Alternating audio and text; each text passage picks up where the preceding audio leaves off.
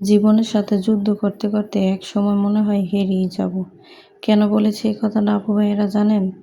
কারণ আমরা মেয়েরা যতই পড়ালেখা করি, যতই পড়ালেখা বিয়ের আগে শিখেছি, শ্বশুরবাড়িতে না সেই পড়ালেখার কোনো দাম নেই। সে পাশের কোনো দাম নেই। শ্বশুরবাড়িতে শুধু দাম আছে আপনি হাত আর খুন্তি নাড়তে পারেন কিনা, আপনার মুখ থেকে হাতটা বেশি চলে কিনা, আপনি কাজকর্ম করতে পারেন কিনা, সবার হ্যাঁতে হ্যাঁ মিলাতে পারেন কিনা, সবার না এতে চুপ থাকতে পারেন কিনা, সেটারই সবচেয়ে বড় গুরুত্বপূর্ণ দাম আছে। আপনার পড়ালেখার কতটুকু বিদ্যা আছে সেটার না দাম নেই। হ্যালো এভরিওয়ান, আসসালামু আলাইকুম। সবাই কেমন আছেন? নিশ্চয়ই সবাই ভালো আছেন। আলহামদুলিল্লাহ আমরাও ভালো আছি। কিছুটা আমার গলা বসে গেছে একটু ঠান্ডা পানি খাওয়ার জন্য। আজকে যখন রিলস ছেড়েছি, রিলসও আমার গলাটা একটু বসা বসা আছে। এখন যখন বড় ভিডিওটা ভয়েস দিতে যাচ্ছি তখন আমার গলাটা একটু বসা বসা আছে। যারা আমার ভিডিওটা দেখেন, পছন্দ করেন, তাদের সবার কাছে আমি আন্তরিকভাবে দুঃখিত গলাটা বসার কারণে।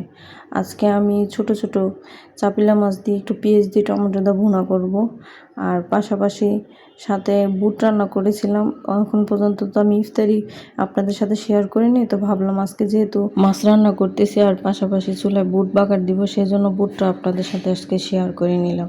মাছ রান্নার জন্য আমি প্রথমে আজকে চাপিলা মাছগুলো পেঁয়াজ দিয়ে টমেটো দিয়ে ভুনা করবো একদম শুকনো শুকনো। তার জন্য চাপিলা মাছগুলো ভালো করে ভেজে নিয়েছি।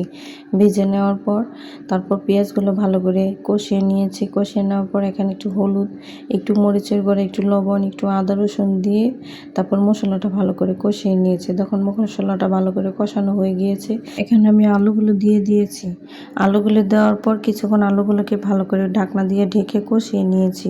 কষিয়ে নেওয়ার পর কিছুক্ষণ পর ঢাকনাটা উঠিয়ে আলুগুলোকে একটু ভালো করে নাড়াচাড়া করে নিয়েছি। এরপর আবার কিছুক্ষণের জন্য ঢাকনা দিয়ে দিয়েছি।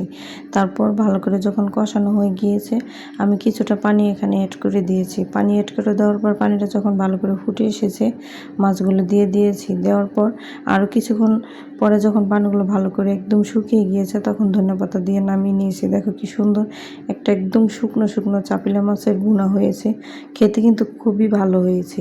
এর পাশাপাশি আমি এক চুলায় বুট রান্নার জন্য পেঁয়াজটা ভেজে নিয়েছি। যখন পেঁয়াজটা ভালো করে ভাজা হয়ে গিয়েছে, এখানে আমি দিয়েছি একটু হলুদ গুঁড়া, একটু মরিচ গুঁড়া, একটু আদা রসুন দিয়ে ভালো করে কষিয়ে নিয়েছি। কষিয়ে নেওয়ার পর এখানে বুটগুলো দিয়ে দিয়েছি। বুটগুলো দেওয়ার পর যখন ভালো করে কষানো হয়ে গিয়েছে, তখন এখানে অল্প একটু পানি ব্যবহার করেছি যাতে মশলাটা বুটের মধ্যে যায়। আর আমি দেখা যাচ্ছে আলুটা আস্তে দিই না, আলুটা আমি হাত দিয়ে একটু চটকিয়ে দিই। এতে না আমার কাছে বুটটা একটু আঠালো আঠালো হলে ভালো লাগে খেতে। তারপর আমি বুটে কিছুটা পানি দিয়ে দিয়েছি। যখন বুটের পানি ভালো করে শুকিয়ে এসেছে, তখন ধনেপাতা দিয়ে দিয়েছি।